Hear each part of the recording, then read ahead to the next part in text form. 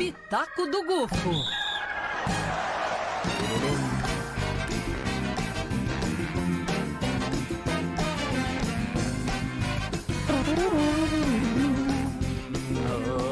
Oh, yeah.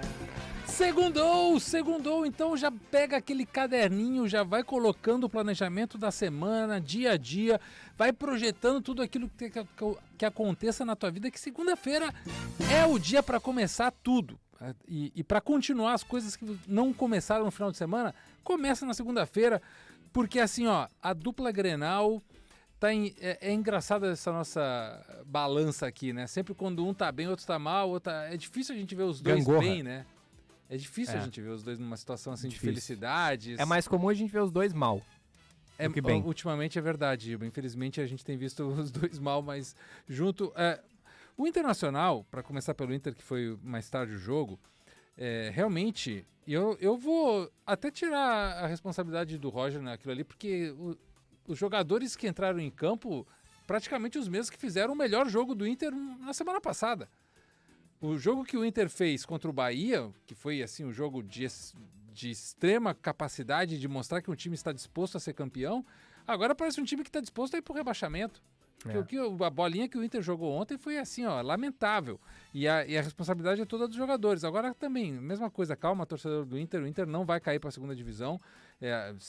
Basta ver o que é o futebol do Juventude, do Sport, do Santos, do Vitória. Olha, o Fortaleza levou um sapeca iaiá do Flamengo de 5-0, podia ter sido 10-0. Tem times no Campeonato Brasileiro que estão jogando futebolzinho de forma regular. A preocupação, a minha preocupação não é o rebaixamento, é que se der ruim nas Copas, tu vai estar lá atrás no Campeonato Brasileiro e aí vai tentar uma recuperação e não vai conseguir ali um acesso para Libertadores. Giba, infelizmente a nossa dupla Grenal ela não tem mais condição de disputar duas coisas ao mesmo tempo. É uma ou outra. Então o Inter já decidiu, vou disputar a Libertadores, o brasileiro que se vire nos 30. Então o Campeonato Brasileiro o Inter não vai ganhar nunca mais, né? Porque sempre tem uma Copa do Brasil, uma Sul-Americana, uma Libertadores. É o que eu digo sempre, enquanto a dupla não priorizar, esquece Libertadores, esquece Copa do Brasil, eu vou priorizar o Campeonato Brasileiro, nunca ganharão, porque nós não temos a condição financeira de montar um elenco com 2 times e meio, por exemplo. Com 25, 26 jogadores em condição de serem titulares, como é o caso do Flamengo e do Palmeiras. Pô, ontem o Flamengo estava ganhando 3-0, aí no segundo tempo saiu o Luiz Araújo e entrou o Pedro. E o Pedro... É um craque. E o Pedro fez o quarto gol, foi uma jogada toda do Pedro, ele rouba a bola no meio campo, conduz e ainda dá assistência lá pro Michel fazer o Michael fazer o quarto gol. Então, pô... O Grêmio e o Internacional eles não têm essa condição financeira ainda. Talvez tenham, se em algum momento virar SAF e entrar um dinheiro internacional, enfim, se entrar um grande patrocinador, alguma coisa assim, mas hoje por hoje, Grêmio e Inter é uma competição só. E o Inter decidiu, Libertadores. E olha lá.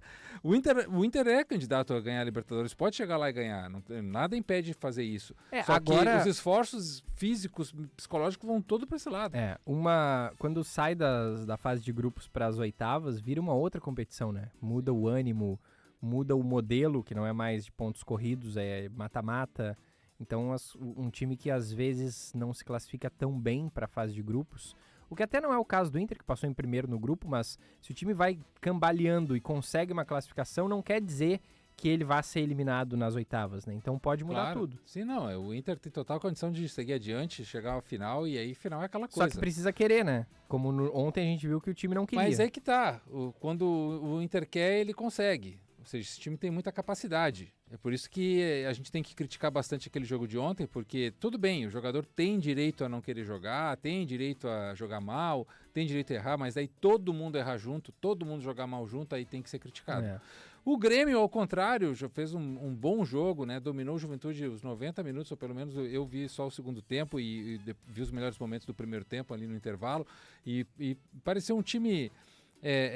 sem correr nenhum risco. É claro, Juventude vai cair para a segunda divisão, infelizmente. Vai ser difícil o Ju segurar essa barra, porque o time é muito ruim, não tem recurso técnico, não tem recurso tático, e junto ali com o Sport Recife e o Santos são os piores times do Campeonato Brasileiro, né? E outra coisa, o Juventude, ele parece que nessas horas ele abraça a causa de cair para a segunda divisão, não é um time que tem ali capacidade de dizer não, indignação, vamos, não, o Juventude aceita já que vai para a segunda divisão e aí todo mundo passa por cima. Só que o Grêmio não tem nada a ver com isso, jogou bem, e aí algumas figuras do Grêmio que eu achei interessante, que também nesse mesmo embalo do Inter aí, quando querem jogam bem, quando querem não jogam, né? O Cristaldo, um jogador que...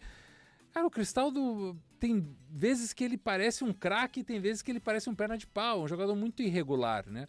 E aí, quando tem jogadores irregulares no teu elenco, tu fica à mercê de não saber o que vai acontecer.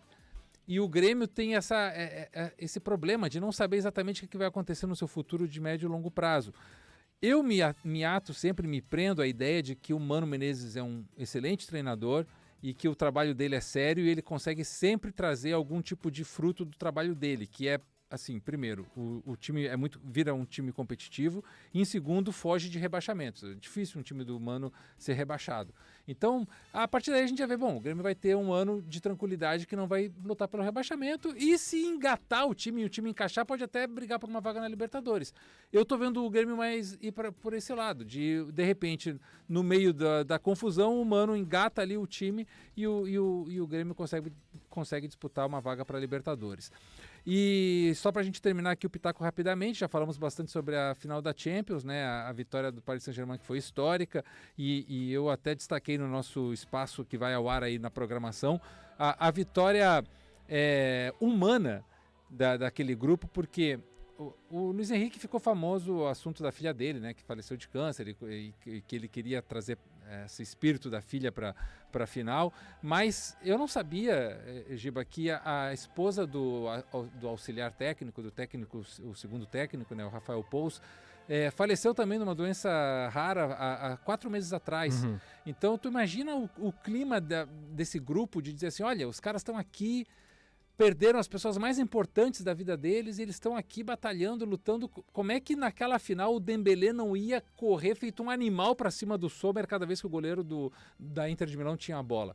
Os caras correram de um jeito, ou seja, o futebol tem isso também. Não basta só ter bons jogadores, bom treinador, uma boa tática, uma boa estratégia, jogador de qualidade técnica. Tu tem que ter essa coisa da vontade, essa coisa de assim, eu vou correr até não poder mais. Não importa se estourar minha perna, não importa se eu acabar o campo, eu vou correr até não poder mais. E esses caras do Paris Saint-Germain fizeram isso. Então, aliou essa vontade imensa com tudo o resto, né? E tu vai te lembrar que todas as vezes que nós falamos de Champions League aqui, eu falava, olha, esse Paris Saint-Germain é o melhor PSG de todos os tempos. É verdade. Eles são favoritos, eles vão chegar para ser campeões. E finalmente chegaram para ser campeões. E só para a gente terminar rapidamente, Seleção Brasileira, quinta-feira, tem a estreia do Carleto. Então, essa semana vamos falar bastante de Seleção Brasileira. Ó, para fechar aqui, fiquei de ler